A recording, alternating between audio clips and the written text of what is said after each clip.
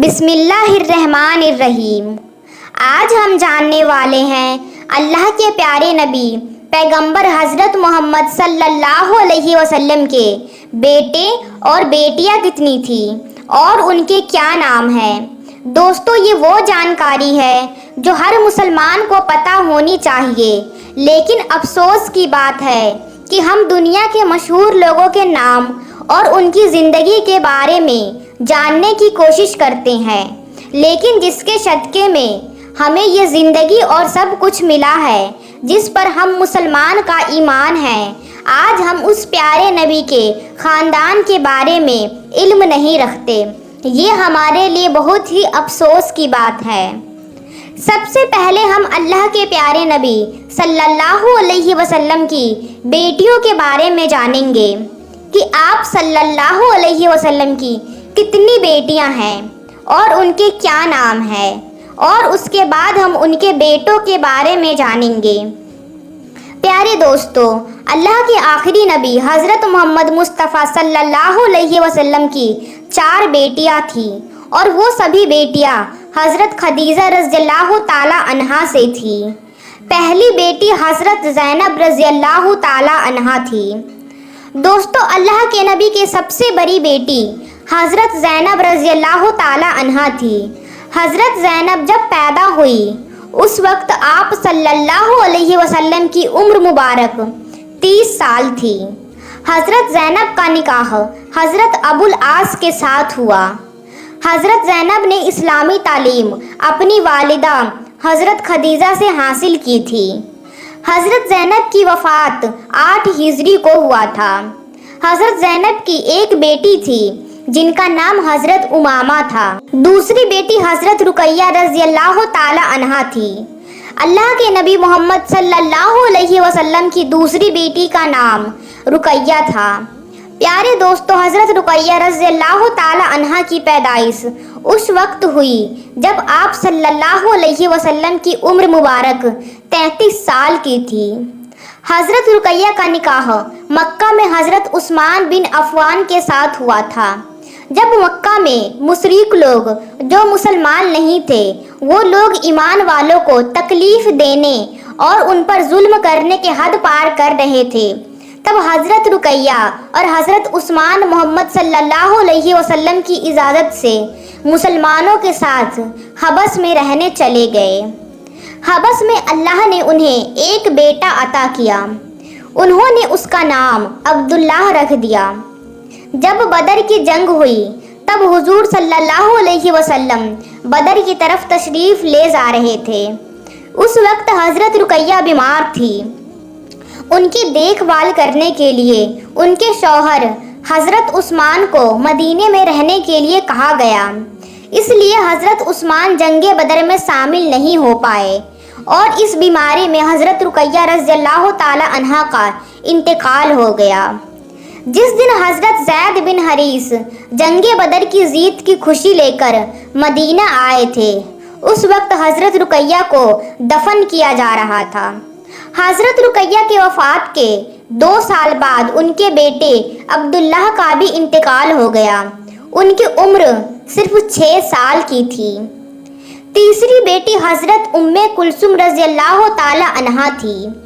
پیارے دوستو، حضرت رقیہ کے انتقال کے بعد اللہ کے رسول صلی اللہ علیہ وسلم نے حضرت ام کلثوم کا نکاح بھی حضرت رقیہ کے شوہر حضرت عثمان سے کی۔ حضرت ام کلثوم کی شادی حضرت عثمان رضی اللہ تعالی عنہ سے 3 ہجری میں کی گئی تھی۔ حضرت عثمان رضی اللہ تعالی عنہ کو 2 نوروں والا کہا جاتا ہے، کیونکہ ان کے نکاح میں اللہ کے رسول صلی اللہ علیہ وسلم کی 2 بیٹیاں آئیں۔ یہ ایک ایسی نعمت تھی جو کسی دوسرے کے پاس نہیں تھی۔ لیکن 9 ہجری کو ام کلثوم رضی اللہ تعالی عنہا کا بھی انتقال ہو گیا۔ ان کی کوئی اولاد نہیں تھی۔ ام کلثوم کو حضرت رقیہ یعنی ان کے بہن کے بغل میں ہی دفن کیا گیا۔ چوتھی بیٹی حضرت فاطمہ رضی اللہ تعالی عنہا تھی۔ حضرت فاطمہ کا نکاح بدر کے واقعات کے بعد اور احد کے واقعہ سے پہلے اللہ کے رسول सल्लल्लाहु अलैहि वसल्लम ने हज़रत अली रज़ियल्लाहु ताला अन्हो से कर दी। हज़रत फ़ातिमा रज़ियल्लाहु ताला अन्हा की 5 औलादें हुई। मोहतरम अजीज़ दोस्तों, हज़रत फ़ातिमा रज़ियल्लाहु ताला अन्हा के अलावा किसी और साहबजादी से पैगंबर हज़रत मोहम्मद सल्लल्लाहु अलैहि वसल्लम की नस्ल का सिलसिला नहीं चला। हज़रत आयशा रज़ियल्लाहु ताला अन्हा फरमाती हैं कि हज़रत फ़ातिमा बातचीत में बिल्कुल नबी पाक सल्लल्लाहु अलैहि वसल्लम की तरह ही थी। पैगंबर हज़रत मोहम्मद सल्लल्लाहु अलैहि वसल्लम की वफ़ात के 6 महीने के बाद यानी कि रमज़ान की 11 हिजरी में हज़रत फ़ातिमा रज़ियल्लाहु ताला अन्हा ने वफ़ात फरमाया और इस दुनिया से मालिक हकीकी के पास जा मिली।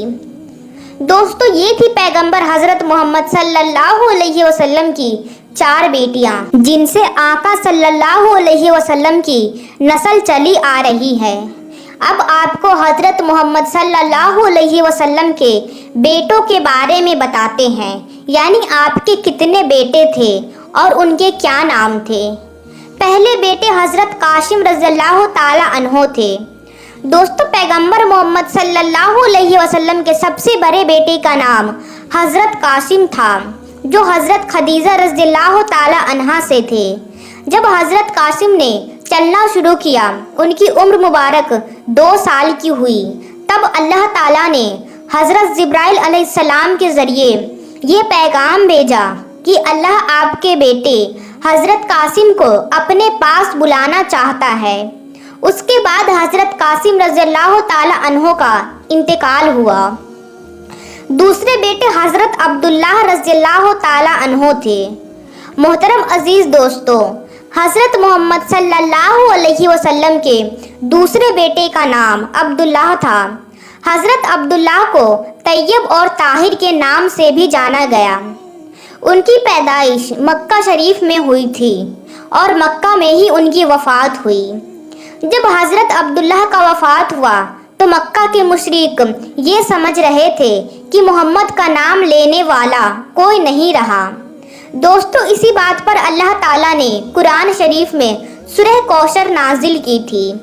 मक्का के मुशरिकों को अपनी औलादों पर बहुत गुरूर था, लेकिन आज उन्हीं का कोई नाम लेने वाला नहीं है, जबकि हमारे नबी पाक सल्लल्लाहु अलैहि वसल्लम का नाम आज दुनिया का हर मुसलमान और जो मुसलमान नहीं भी है उनके नाम से दुआ करते हैं और अल्लाह ताला उनके मुबारक नाम के सदक़े में हर दुआ को कबूल करता है। सुभान अल्लाह। तीसरे बेटे थे हज़रत इब्राहिम रज़ियल्लाहु ताला अन्हो। दोस्तों, हज़रत मोहम्मद सल्लल्लाहु अलैहि वसल्लम की तीसरे बेटे थे हज़रत इब्राहिम। वो कुछ वक्त तक ही दुनिया में रहे, 17 या 18 महीने ही वो दुनिया में रहे। फिर अल्लाह ताला ने उन्हें अपने पास बुला लिया। हज़रत मोहम्मद सल्लल्लाहु अलैहि वसल्लम अपने छोटे बेटे की वफ़ात पर बहुत गमगीन थे। जब हज़रत इब्राहिम का इंतकाल हुआ तो अल्लाह के रसूल सल्लल्लाहु अलैहि वसल्लम ने फरमाया, हकीकत में ये आंखें आंसू बहाती है और ये दिल दुखी है। हज़रत मोहम्मद सल्लल्लाहु अलैहि वसल्लम को अल्लाह ताला ने बेटे और बेटियां दिए, लेकिन अल्लाह ताला ने बच्चों को एक एक करके अपने पास बुला लिया। और इससे पहले अल्लाह के नबी के माँ बाप, दादा दादी, चाचा और उन सब को भी एक एक करके अल्लाह ने अपने पास बुला लिया जब आप सल्लल्लाहु अलैहि वसल्लम को उनकी ज़रूरत थी। एक के बाद एक गमों का सिलसिला पैगंबर हज़रत मोहम्मद मुस्तफ़ा सल्लल्लाहु अलैहि वसल्लम पर पड़ता गया और आप सल्लल्लाहु अलैहि वसल्लम की ज़िंदगी पूरे इंसानियत के लिए एक सबक है कि किस तरह से आपने सब्र किया और पूरी दुनिया को ये सबक दिया कि किस तरह से आपने सब्र किया और पूरी दुनिया को ये सबक दिया कि अगर कोई मुसीबत तुम पर पड़े तो उस पर सब्र कैसे करना है। अगर आपको हमारी वीडियो अच्छी लगी हो तो वीडियो को लाइक और चैनल को सब्सक्राइब ज़रूर कर लीजिए।